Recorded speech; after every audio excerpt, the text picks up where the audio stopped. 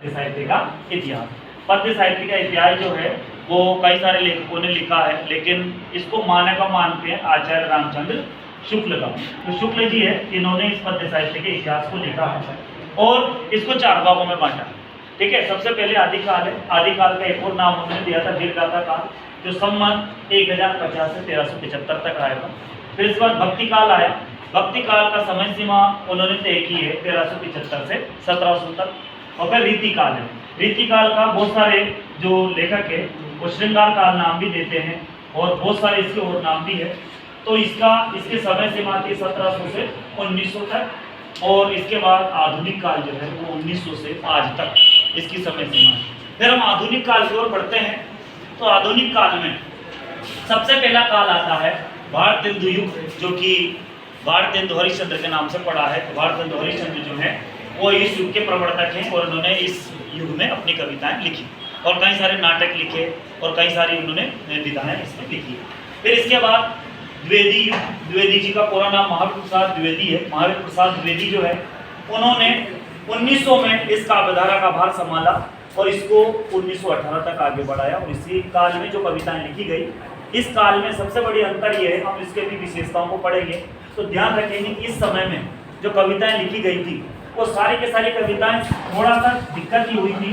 इस काल में जो कविताएं लिखी गई थी वो सारी की सारी क्षेत्रीय भाषाओं में थी। जैसे राजस्थान की है, जैसे पृथ्वीराज रासो है या बीसल देव रासो, ये सब क्षेत्रीय भाषाएं थी, राजस्थानी थी, अपभ्रंश थी। इस काल में ब्रजभाषा में आ गए, फिर यहाँ से यहाँ तक ब्रजभाषा में आ गए। ठीक है, और इसके बाद यहाँ पर हम आधुनिक काल में आधुनिकता में। लेकिन यहाँ रीतिकाल समाप्त हुआ और रीतिकाल समाप्त होने के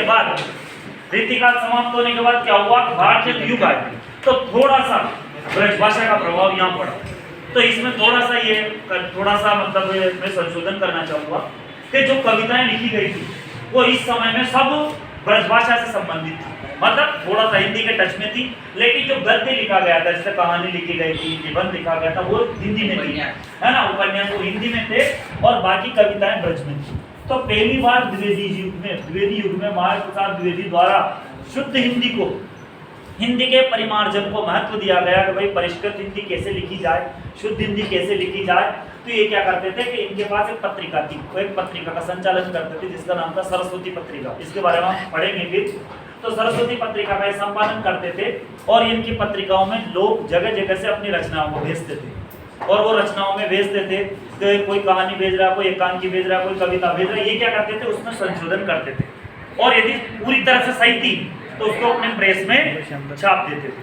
इसके बाद फिर छायावाद आया। छायावाद के 4 आधार स्तंभ आपको पहले याद थे, है ना, जयशंकर प्रसाद, महावीर प्रसाद को क्या बोलते हैं, जयशंकर प्रसाद, सूर्यकांत त्रिपाठी निराला, महादेव वर्मा और एक और कौन है ना, कौन है, सुमित्रा नंदन पंत। ठीक है, प्रसाद, पंत, निराला और वर्मा ये उनके सूत्र है। प्रगतिवाद जो है वो 1936 से 1943 में आया। इसके बाद फिर प्रयोगवाद की स्थापना हुई, वो 1943 से 1953 तक आया। फिर नई कविता 1953 से 1960 और फिर उसके बाद की जितनी भी कविताएं 60 होती रही, उसके बाद भी क्रम चलता रहा और कई सारे कवियों ने इसमें योगदान दिया। हम एक एक की विशेषताओं को पढ़ेंगे और अब आगे इसकी डिटेल को देखेंगे।